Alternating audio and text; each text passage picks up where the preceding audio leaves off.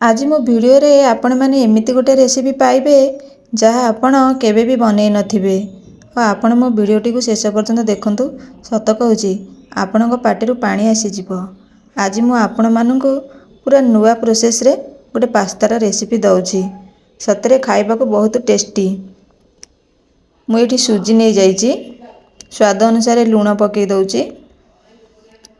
एतरे हल्का पानी नखौसुम पानी आमे दबा, हल्का जोटा कि हाथ रे धरी होउथिबो। मुझे गरम पानी बसई देइछि, हल्का हल्का गरम पानी दउछि। गरम पानी ठंडा पानी देले कौन हबो कि ठंडा पानी देले सुजीटा टिके सेट हबनी। मु सेति पई हल्का हल्का गरम पानी दउछि। देखंतु मु चकटी दउछि सुजीटा को। मोर हेई गला चकटाटा। मु ताको रेस्ट पई छाडी दउछि। ता भितरे आमे पास्तार मसलाटा रेडी करिबा। अल्प टिके तेल देई दुईटी मु टमाटो नै जाउछि। तापरे पियाज, अल्प किछि रसुण आउ धनिया पत्र डांग गुड़ाक मु पत्र को रखी देइछि। टमाटो मोर अल्प हे गलानी, भाजी हे गलानी। मु तार से ऊपर चोपाटा ताको बाहर कर दउछि। आकु ठंडा होबा पई छाडी दउछि। ठंडा हे गला परे आमे आकु गोटे पेस्ट बनेबा। आपण माने एई भली प्रकार बनेइकरी खांतु, पास्ता ठारू भी आहुरी टेस्टी। थरे बनैले मु सत कहूची आपण माने बारंबार बनेबे आ कम समय भितरे आपणकर बनि जिवो। पूरा कम समय भितरे मैदा ठारू आपण माने एई भली सुजी रे बनेइकरी खांतु। मैदा तो आम देह पई खेती, नेमती सुजी रे बनै खांतु। मु ताकू अधा बाहर कर देली आ अधा को देखंतु। एमती आपण माने करि देबे। पूरा छोट छोट करिकरी ताकू कट करिवे। पूरा छोट छोट करी जो साइज रे आपण माने चाहुचंती से साइज रे आपण माने रखि परिबे। छोट रखि परिबे, बड़ रखि परिबे। मो मतरे छोट रखिबा ही भलो। देखंतु एमती ही करिवे। एमती गोटे मैगी चामच नै आसीबे।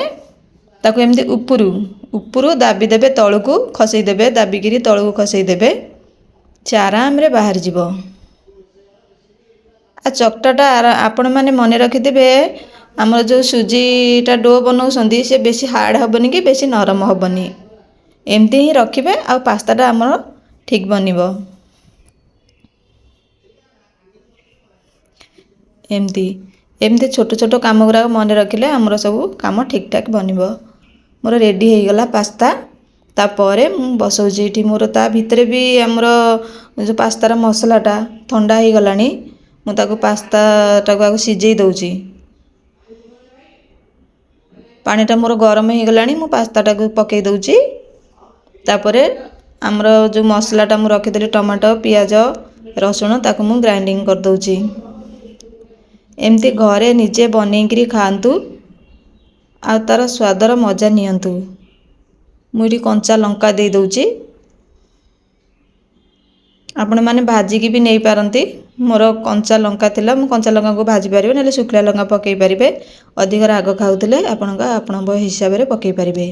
मोर फाइनली सिझी गलानी पास्ताटा। देखंतु केते सुंदर देखा जाउची। एमती ही बनेई खांतु आ किपरि लागला मते कमेंट रे जणांतु। आपण मानकु जदि मो वीडियो टी भल लागि थाए ते लाइक करिवे, सांग मान पाखु शेयर करिवे। नुआ तेले मो चैनल रे सब्सक्राइब करिवे। एमिति का नुआ नुआ वीडियो रो नोटिफिकेशन पाइबा पई। किछि भी आउ पकेया दरकार नै। हमरा अल्प प्याज टिके भाजी गिरी सांगे सांगे से मसलाटा को पकेई दबा। आ जदि भी चाहुसंती मैगी मसला टिके पकेई देबे। मु सेठी स्वाद अनुसार लूण पकेई दउची। किछि मसला पकेइबा भी किछि आवश्यक नै। मु एठी रखि देइथिली छोट मैगी मसला, मु टे पकेई दउची। मैगी मसला न पकेइले भी एई मसला रे हमरो पास्ताटा बहुत टेस्टी बनिबो। मो वीडियो जदि आपनको नुआ लागु थाए कि मो वीडियो आपनको जदि भल लागु थाए, मो चैनल को सब्सक्राइब करंतु, लाइक करंतु, कमेंट करंतु मो रेसिपी केपरि लागिला। रेडी हे गला हमरो पास्ता। रेडी हे गला। लास्ट रे टिके अल्प धनिया पत्र पकेई देबे। सतरे बहुत टेस्टी होइतिला। मु भी खाई की मजा नेली। आपण माने निहाती घरे बनांतु आ खाई की मजा नियंतु। किपरि लागला मते कमेंट रे जणांतु। रहउची नमस्कार।